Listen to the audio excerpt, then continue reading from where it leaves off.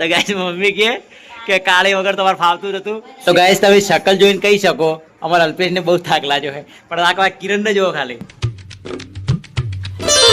હે guys, good morning, welcome to Mahesh Raval vlogs. I hope તમે બધા મસ્ત હશો અને સ્વસ્થ હશો.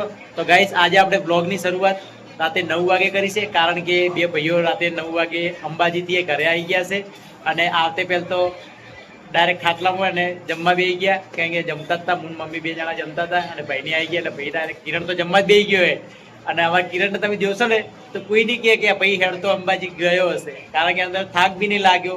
અને મારા અલ્પેશ છે ને એને થોડો થાક લાગે એવું લાગે, મોઢા ઉપરથી આપણે એવું લાગે કે એને થોડો થાક લાગ્યો હશે, બાકી કિરણને તો લાગતું નહીં કે ભાઈ થાક્યો હશે. એના તો પગ કમ્પ્લીટ રેડી જ છે. અને મને વિચાર થાય કે ભાઈ આટલું શરીર છે તો બી એને થાક નહીં લાગ્યો તો સારું કહેવાય, એમ કે ભાઈ ચાલતો ગયો અને આમ કોઈ થાક બાક કશું લાગ્યો નથી અને કમ્પ્લીટ આવી ગયા, ચાલતા ચાલતા ઘરે આવી ગયા. મને એવું લાગ્યું તો રાતે મોડું થશે, મારે લેવા માટે જવું પડશે, પણ ભાઈની રાતે આવી ગયા 9 વાગે ઘરે.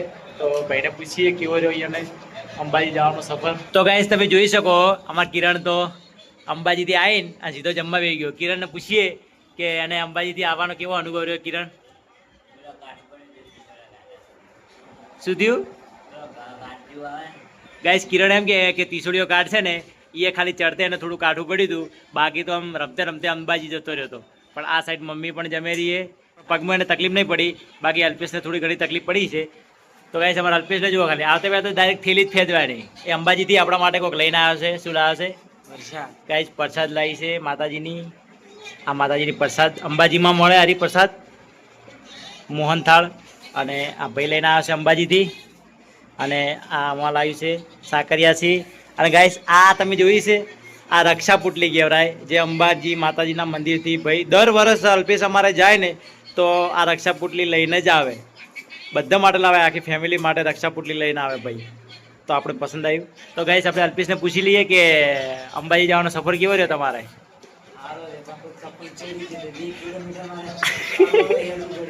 તો ગાઈસ ભાઈ એમ કે અમે કઈ જગ્યાએ ચપ્પલ ચોરાઈ ગયા? ગાઈસ 20 કિલોમીટર અંબાજી દૂર હતું અને ભાઈને કોઈ કેમ્પમાં બેઠા હશે તો ચપ્પલ ચોરી ગયું.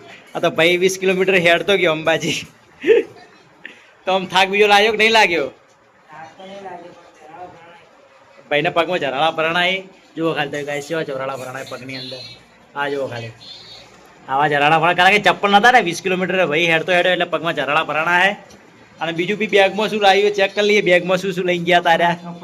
કપડાં. આમાં કિરણ તો ગાઈસ થઈ જોજો ખાલી અંબાજી હેડે પાવડર ને સ્પ્રે ને ભાઈ તો બધું લઈ ગયો. તો બીજું બેગની અંદર છે કે શું એ ખબર નથી, બીજા કપડાં બીજા હે. ગાઈસ ભાઈની આવી ગયા, આપણને આનંદ થયો. અને આપણા હાથમાં હવે રક્ષા પુટલી બંધાઈ દઈએ. મમ્મી જમે હે અને જમીન પછી આપણે રક્ષા પુટલી બંધાઈ લઈએ. તો ગાઈસ તમે શકલ જોઈને કહી શકો અમારા અલ્પેશને બહુ થાક લાગ્યો છે, પણ આ કિરણને જુઓ ખાલી, એની શકલ જોઈને તમે કહી શકો કે પહેલે થાક લાગ્યો હશે. આટલું શરીર જુઓ તમે, પહેલે બિલકુલ એવું લાગતું નહીં કે પહેલે થાક લાગ્યો હશે. અમારા અલ્પેશનું તો મોઢું ઉતરી ગયું આજે. તો આ વર્ષ ભાઈને થાક લાગ્યો અલ્પેશને, બાકી દર વર્ષ એને થાક નહીં લાગતો, પણ આ વર્ષ એને થાક લાગ્યો છે. અને એમાં કિરણ તો પેલી ફેર ગયા હતા, પણ પેલી ફેર તો રસ્તામાંથી પાછા આવ્યા હતા અડધામાંથી. અને આ ફેર તો કમ્પ્લીટ અંબાજી પહોંચી ગબ્બર ઉપર ચડીને દર્શન કરીને આવ્યા ભાઈ. બહુ આનંદ થયો આપણને.